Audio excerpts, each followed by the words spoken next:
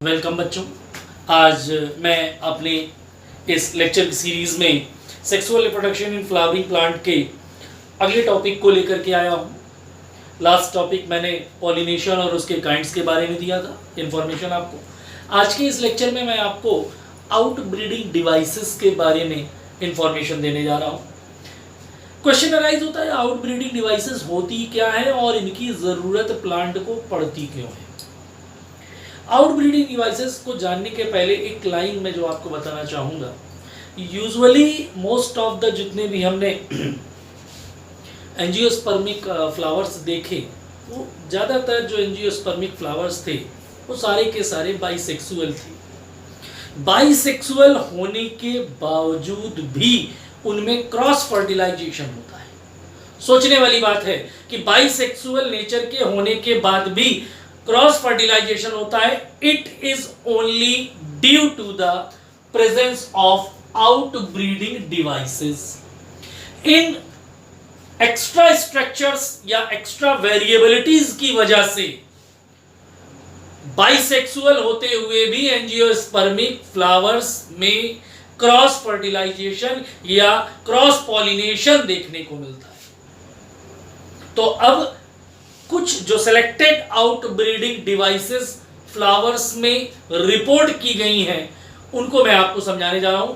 पहली जो out breeding device है उसको नाम दिया गया है डाइकोगैमी।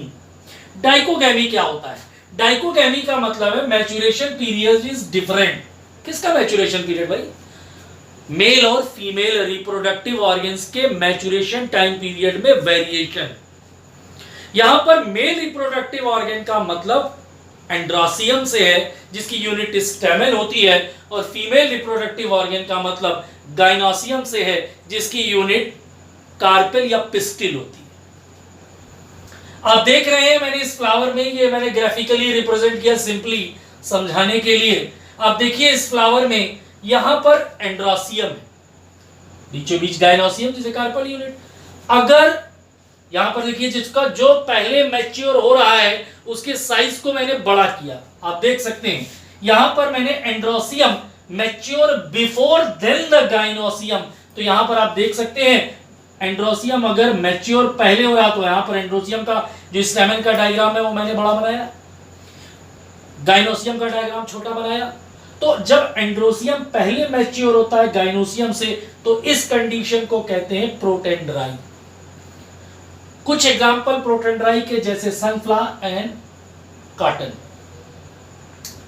प्रोटोगाइनी कंडीशन यहां पर आप देख रहे होंगे, यहां पर मैंने गाइनोसियम की यूनिट यानी कार्पेल को बड़ा बनाया और स्टेमन छोटे कर दिए। इसका मतलब gynoecium mature before than the stamen, then that condition is known as a protogyny, और ये कंडीशन देखने को मिलेगी फिकस और एरिस्टोलोचिया में। दूसरी जो आउट ब्रीडिंग डिवाइस है वो है हेट्रोस्टाइली। लेकिन हेट्रोस्टाइली एक्चुअली में केवल स्टाइल वर्ड आते मान ये मत सोचिएगा केवल फीमेल रिप्रोडक्टिव ऑर्गन की वेरिएशन को लिया जा रहा।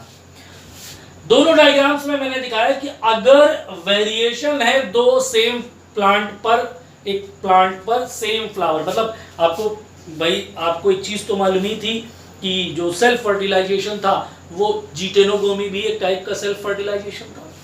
तो जीटोनोगैमी यहां पर आप देख रहे हैं, यहां पर दो फ्लावर हैं, एक ही प्लांट पर पाए जाने वाले दो फ्लावर हैं। अगर दोनों फ्लावर्स में उनके स्टाइल यानी कार्पेल का वेरिएशन है तो इस कंडीशन को हेट्रोस्टाइली कंडीशन कहेंगे, और अगर स्टेमन का वेरिएशन है तो इस कंडीशन को हेट्रोएंथी कहेंगे। और ऐसी यानी हेट्रोएंथी और हेट्रोस्टाइली कंडीशन अगर प्रेजेंट है तो ऐसी कंडीशन में भी ये बैरियर की तरीके से काम करती हैं सेल्फ फर्टिलाइजेशन के लिए, और जब सेल्फ पॉलिनेशन के लिए, और अगर सेल्फ पॉलिनेशन नहीं होगा तो ऑब्वियसली फिर क्रॉस पॉलिनेशन तो होगा ही होगा। तो अब यहां पर आपने कितनी आउट ब्रीडिंग डिवाइसेस देखी? डाइकोगैमी और हेट्रोस्टाइली।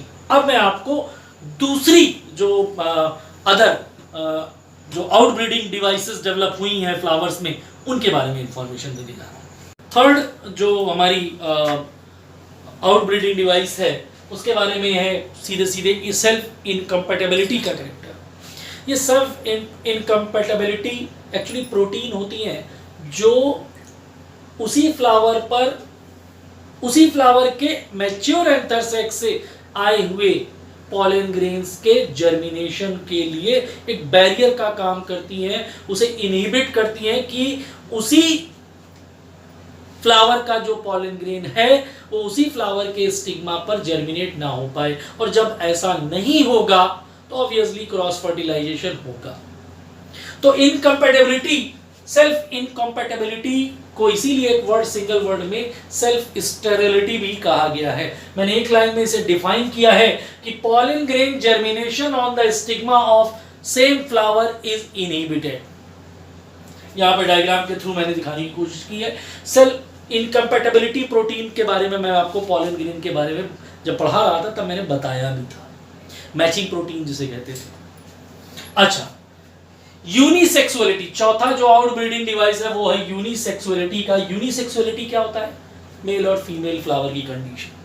जब मेल और फीमेल, अब इसकी दो कंडीशन, अगर मेल और फीमेल फ्लावर एक ही प्लांट पर प्रेजेंट हैं अलग अलग ब्रांचेस पर, तो इस कंडीशन को मोनोसियस, ऐसे प्लांट को मोनोसियस प्लांट कहेंगे।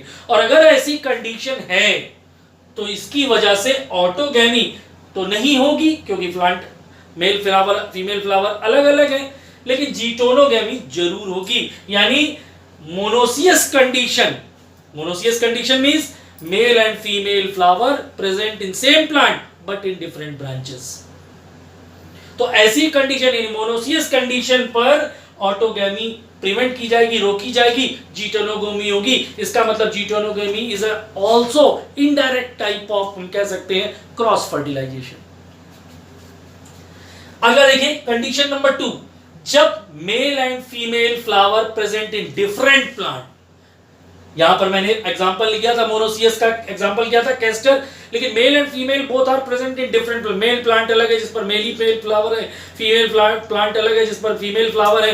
तो जब प्लांट ही अलग अलग हैं तो इस कंडीशन में ऐसे प्लांट्स को कहते हैं डायोसियस प्लांट। और अगर डायोसियस कंडीशन प्रेजेंट है प्लांट में, यानी मेल प्लांट अलग और फीमेल प्लांट अलग, तो ऐसी कंडीशन में ना तो ऑटोगैमी होगी ना ही जीटेनोगैमी होगी, only and only cross fertilisation, direct pure cross fertilisation देखने को मिलेगा।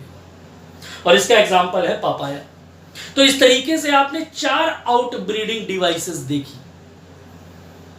4 आउटब्रीडिंग डिवाइसेस अगर सीक्वेंसली उनको रिव्यू मारें तो हम देखेंगे कि पहली थी आपकी जो देखी, सबसे लास्ट से स्टार्ट करते हैं, यूनिसेक्सुअलिटी। दूसरा था सेल्फ इनकम्पैटिबिलिटी। तीसरा था डाइकोगैमी। और चौथा था हेट्रोस्टाइली, जिसमें हेट्रोएंथी कंडीशन भी थी। ये 4 आउटब्रीडिंग डिवाइसेस प्लांट में डेवलप होने की वजह से बाइसेक्सुअल फ्लावर होते हुए भी एंजियोस्पर्मिक प्लांट्स में क्रॉस फर्टिलाइजेशन देखने को मिलता है। आई होप मेरा ये लेक्चर आपको अच्छा लगा होगा। अगर ये मेरा लेक्चर आपको अच्छा लगा हो तो मेरे चैनल को प्लीज सब्सक्राइब जरूर करिएगा, ताकि मेरे थ्रू अपडेटेड जो भी इंफॉर्मेशंस और जो भी लेक्चर्स अपलोड किए जाते हैं उनका नोटिफिकेशन आपको मिल सके। नेक्स्ट लेक्चर में मैं आपको पॉलन पिस्टिल इंटरेक्शन के बारे में बताऊंगा और पॉलन ग्रेन जर्मिनेशन के बारे में बताऊंगा। Goodbye, stay safe, stay home.